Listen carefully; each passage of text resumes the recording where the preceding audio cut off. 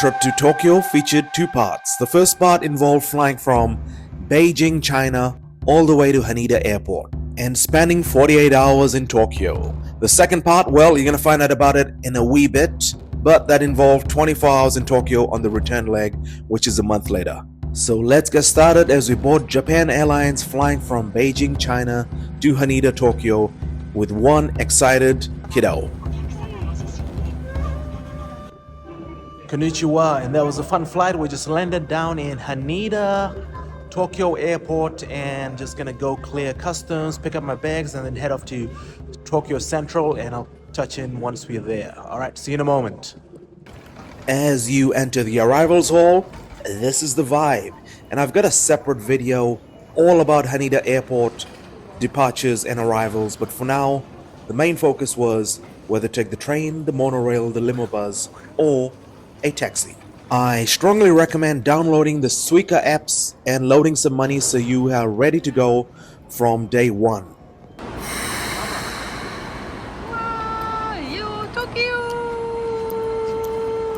The Suica app is only for adults, so we had to line up at the automated machines to get a special card for Nicola, who gets to travel at half price. The Suica card acts as a debit card so you can pay for transportation, groceries, pretty much everything. So it's good to have. As you can see, it's already past 10 o'clock and we are traveling from Terminal 3 Haneda to the city.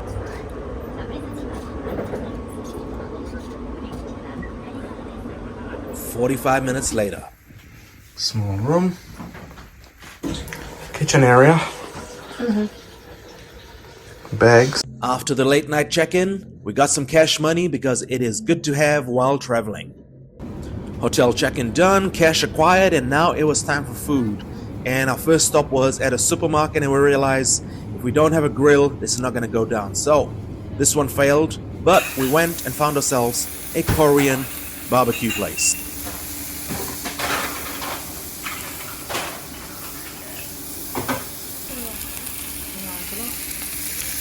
That was a shizzle my nizzle kind of barbecue experience as we wrapped up the night around 1 o'clock. And the next morning for breakfast, I tried the 7-Eleven downstairs from our hotel, and these were some of the bakery options.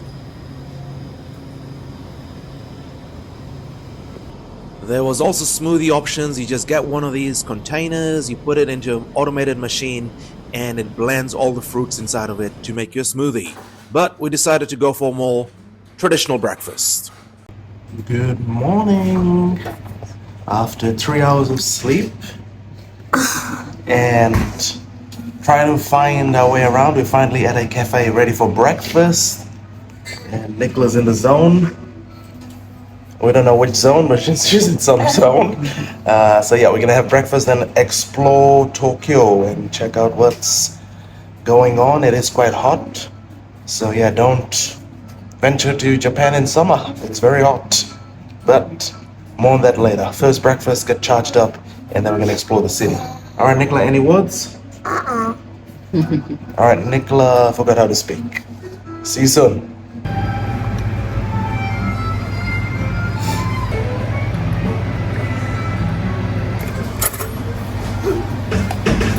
What do you ordered?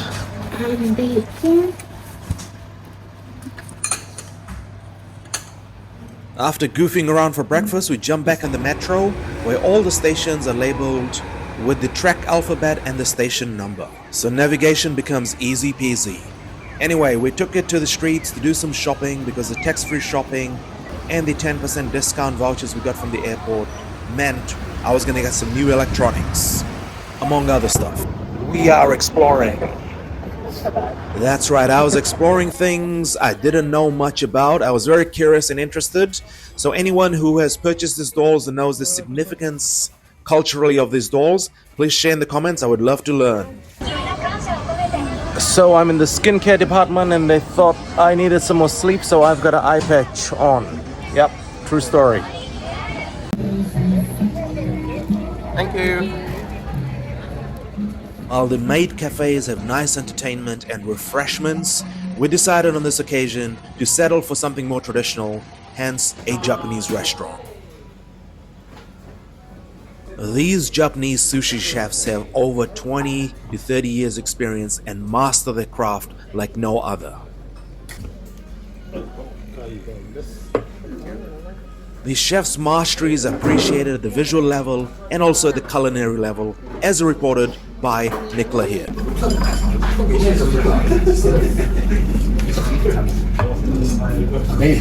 Take it, please. Yes, sir. Nicola, how was your sushi experience in Japan? 10 out of 10? 1,000. Post lunch, it was back to shopping.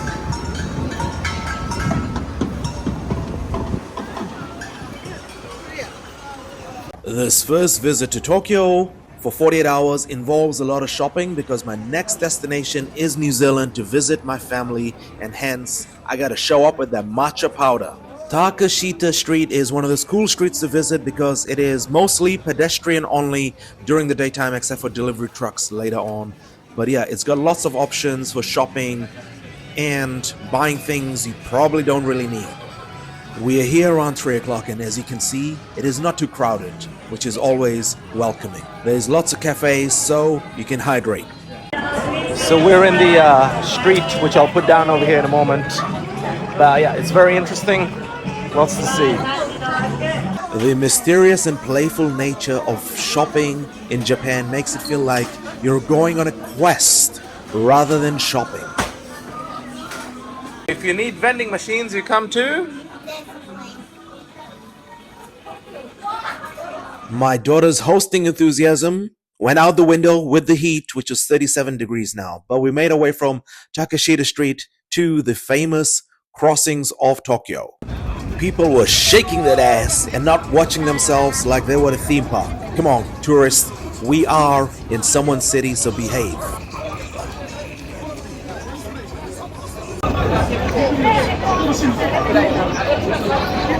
Just the crossing, the people are going motherfucking crazy. Shit. The last time I was at Shibuya crossing, it was almost 3.5 decades ago. And that time it was a lot calmer and a unique experience. Now it is perhaps a little bit too crowded with people jumping in front of you everywhere. But luckily, there are buildings within the area where you can actually go relax, check out the Pokemon cards, but also have a coffee and watch the Shibuya crossing from a higher vantage point. Fast forward 3.5 hours later, and we are at the famous Kill Bill restaurant where Uma Thurman whoops some ass with a samurai katana. On this location, we are meeting a friend who lives in Yokohama, which is about 40 minutes from Tokyo. The food here was absolutely rocking delicious. I loved it. And we might have ordered a little bit too much food, which is becoming a common practice I've noticed within the first 48 hours of Tokyo. Everything does look very tempting and delicious, and at this restaurant these drums are usually played, but not on this night. Say hey. This restaurant is very close to the Tokyo Tower. Afterwards we headed back to our area.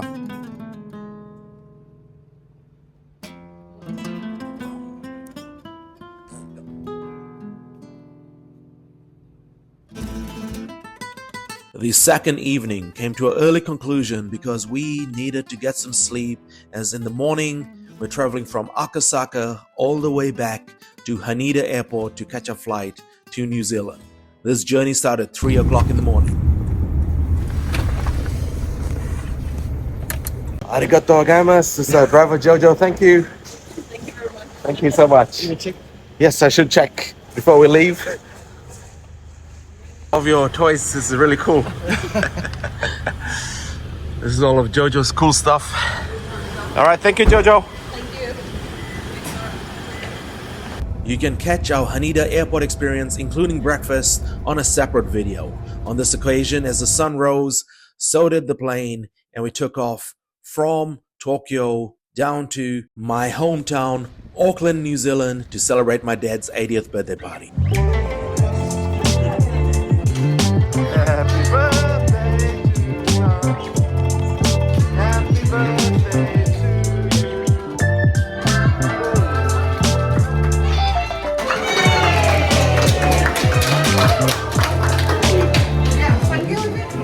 After 10 days in Auckland, we flew back to Tokyo, and from Narita, we explored the rest of Japan. So 25 days later, we arrived back in Tokyo, and you can catch a second part on the channel where we explore Tokyo in under 24 hours. Thanks for watching, and take care of yourselves.